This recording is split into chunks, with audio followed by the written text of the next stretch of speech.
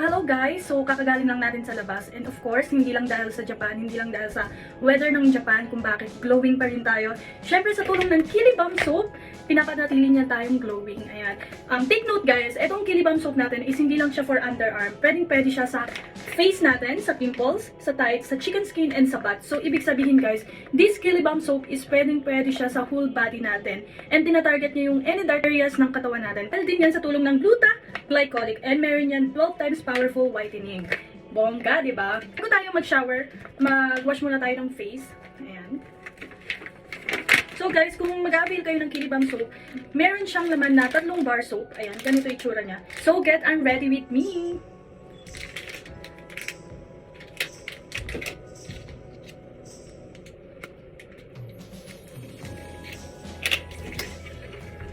Guys, mahirap lang yung ano dito.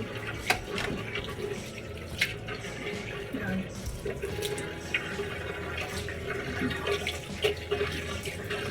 Yan, basahin lang natin yung face natin. Then, take note guys, hindi lang siya for underarm. Pwede din siya sa face. Ayan.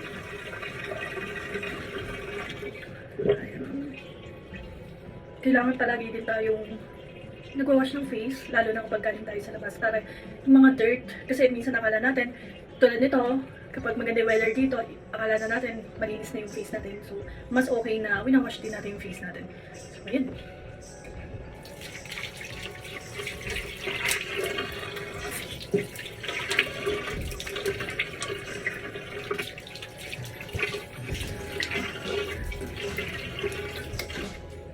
And then, this way. Tap lang.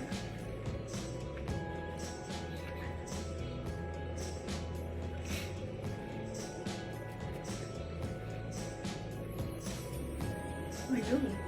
So, mag-shower na tayo.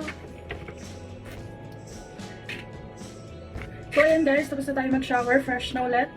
Siyempre, huwag natin kakalimutan mag-lip balm kasi sobrang lamig dito para hindi mag-dry yung lips natin. Ayan. Ayan. And of course, mag-lotion din tayo para pang moisture. Ang bango. Guys, kasi sa mga ganitong lugar, mga malalamig, kailangan talaga ano siya, moisturize lahat ng ano mo. Para hindi siya mag-dry. Kasi lalo na ngayon, nag-i-snow. So, mas okay na wala talaga na risky natin. Ayan.